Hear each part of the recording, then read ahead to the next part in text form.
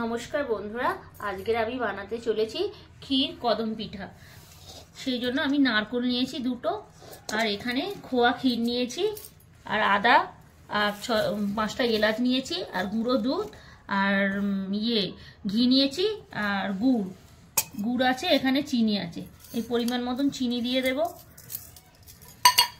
এই গুঁড়ো দুধটা দিয়ে দেব, পরিমাণ মতন নুন দেব, আদা দিয়ে দেব, এলাচ দেব, আর এই খোয়া ক্ষীরটা আমি দিয়ে দেব,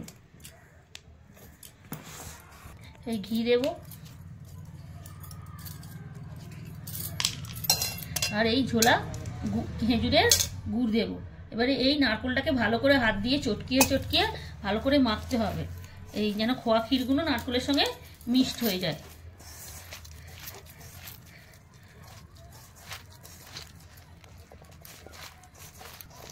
এই বন্ধুরা, আমার খোয়া ক্ষীর আর দুধ পুর সব মিশ্রণগুলো আমার সব নারকেলের সঙ্গে মিশে গেছে। আমি এবারে গ্যাসটা ধরিয়ে এবারে ছাইটা করতে যাচ্ছি। এই বন্ধুরা, আমি ওই ডোটা করার জন্য আমি এই মেজারমেন্ট কাপের 1 কাপ ময়দা নিয়েছি, 1 কাপ চালের গুঁড়ি নিয়েছি, আর 1 কাপ ময়দা, আর 1 কাপ চালের গুঁড়ি, মানে 2 কাপ ময়দা আর 2 কাপ চালের গুঁড়ি হলো। পরিমাণ মতো নুন দেব।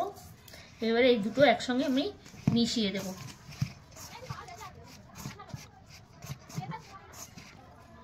আমার এটা চালের গুঁড়ি আর ময়দা নুনে মিক্সড হয়ে গেছে। আমি এবার জল গরম করব, আর এইদিকে নারকেলটাকে যে ক্ষীরটা আছে ওই ক্ষীরটা করব। এই বন্ধুরা, আমার গ্যাসের ওভেন ঢেলে দিয়েছি। এবারে এটাকে ভালো করে ক্ষীরটাকে ভালো করে বানিয়ে নেব।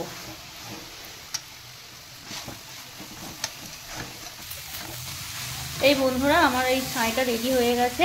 আমি এবার নামিয়ে দেব, আর এতেই আমি জল গরম বসাবো। এই বন্ধুরা, আমার কড়াটা গরম হয়ে গেছে। নারকেল ছানা এই কড়াতেই আমি জল দিয়ে দেবো, ব্যাটারটা টেস্টি হবে।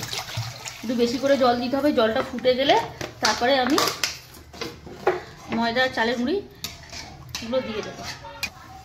এই বন্ধুরা, টকবক করে জল ফুটে গেছে। আমি অল্প অল্প করে এই গুঁড়িগুলো দিয়ে দেব।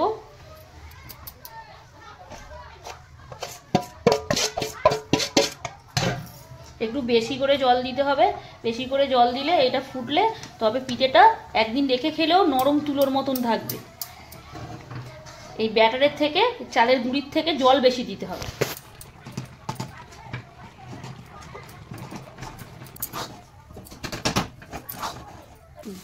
এই বন্ধুরা, আমার এটা হয়ে গেছে। আমি এবার হাত দিয়ে ঠেসে নেবো ভালো করে 10 মিনিট মতো, তারপরে পিঠে বানাবো। গরম অবস্থায় বন্ধুরা মাখতে হবে, তাহলে এটা শক্ত হয়ে যাবে।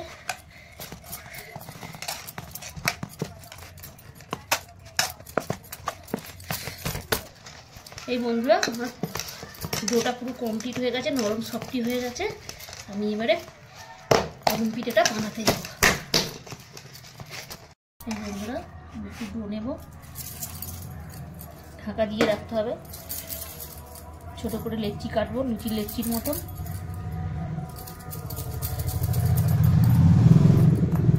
গোল করতে হবে।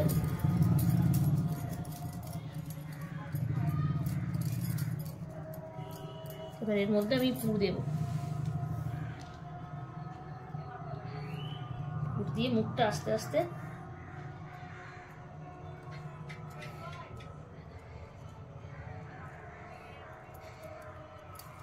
এটা হাত দিয়ে এরকম গোল শেপ দিয়ে দিতে হবে।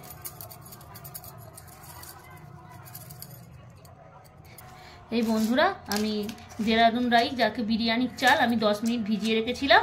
এবারে এই বলের উপরে এই চালগুলো আস্তে আস্তে হাত দিয়ে সফট করে নেব, এক এক করে এমনি রেখে দেব।